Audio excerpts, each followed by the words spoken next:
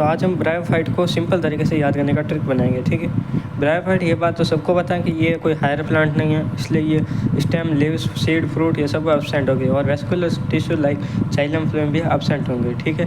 अब यहाँ पर आता है कि ये फर्स्ट एम्ब्रियोफाइट है। ये कैसे याद आएगा? देखो, आप अगर ध्यान से देखोगे ना, एम्ब्रियोफाइट, इस नाम में क्या आता है? ब्रायोफाइट, कहीं ना कहीं देखो, BRYOPHYTE, तो नाम में ही ब्रायोफाइट आ रहा है, इसलिए एम्ब्रियोफाइट ही फर्स्ट ब्रायोफाइट होगा, ठीक है। तो ये भी कन्फ्यूजन दूर हो गया, कुछ को होता है। और यहाँ पर पहले से ही लिखा हुआ है root like, stem like, leaf like structure absent. देखो, ना तो ट्रू लीव्स, स्टेम कुछ होगा और ना ही इनके जैसे कुछ दिखने वाली स्ट्रक्चर भी होगी। यहाँ पर कोई root like, stem like structure absent होती है, ठीक है। और ब्रायोफाइट में कौन कौन आते हैं? लिवरवॉर्ट एंड मॉसेस। ये तो जब आप ब्रायोफाइट डिटेल में पढ़ने बैठोगे तो आपको बार बार नाम ये सुनना पड़ेगा, तो याद हो ही जाएगा।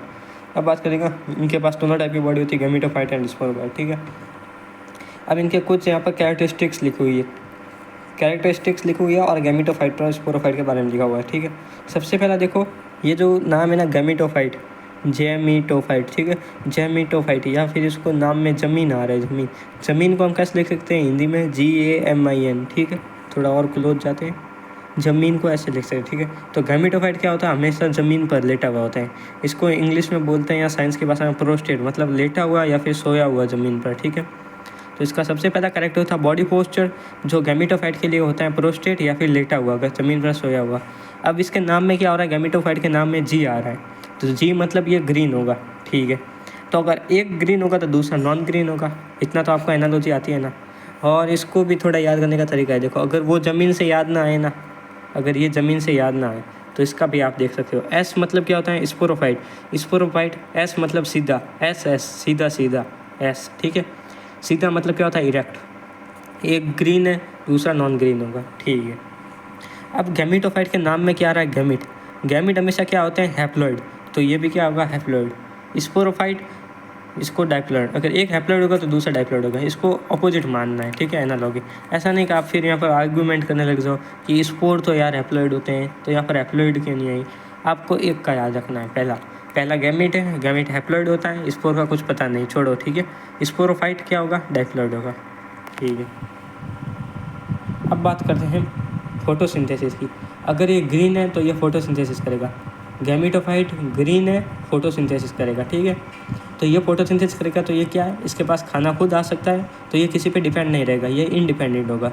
गैमेटोफाइट के पास फोटोसिंथेसिस कर सकता है क्योंकि ये ग्रीन है, तो ये इंडिपेंडेंट होगा। स्पोरोफाइट नॉन ग्रीन है, मतलब ये फोटोसिंथेसिस नहीं कर सकता है, so it is rely for food on gametophyte. Sporophyte green colour का नहीं होता, मतलब यहाँ पर क्लोरोफिल एब्सेंट होता है, तो इसलिए ये फूड के लिए गैमेटोफाइट पर रिलाई करता है, ठीक है। ये बात हमको पता चल गई। गैमेटोफाइट ये हैप्लॉइड होता है, ये भी पता चल गई। अब इसका नाम है गैमेटोफाइट, तो ये क्या बनाएगा? गैमेट बनाएगा। इसका नाम है स्पोरोफाइट, तो ये क्या बनाएगा? स्पोर प्रोड्यूस करेगा, ठीक है। तो हम सबसे पहले गैमेटोफाइट देखते हैं। गैमेटोफाइट क्या करेगा? गैमेट्स प्रोड्यूस करेगा, और ये गैमेट्स आगे जाकर फर्टिलाइजेशन करेंगे और ये स्पोरोफाइट कंडीशन लाएंगे, ठीक है। ये हमको आगे बढ़ेंगे, बट यहाँ पर कैरेक्टरिस्टिक्स चल रही है। डोमिनेंस मेन बॉडी कौन होती है?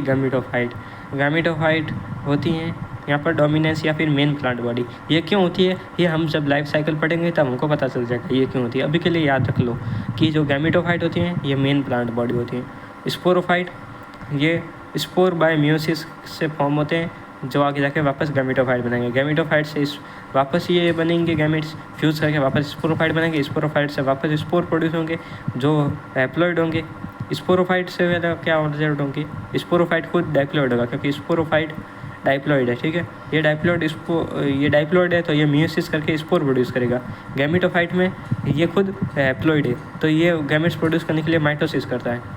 तो स्पोरोफाइट गैमेट्स प्रोड्यूस करने के लिए मियोसिस करता है, जो कि हैप्लॉइड होते हैं। ये हैप्लॉइड स्पोर्स आगे जाके जर्मिनेट होकर गैमेटोफाइट बनाते हैं, गैमेटोफाइट वापस से स्पोरोफाइट कैसा चलता रहता है, ठीक। I hope you enjoy this, thank you.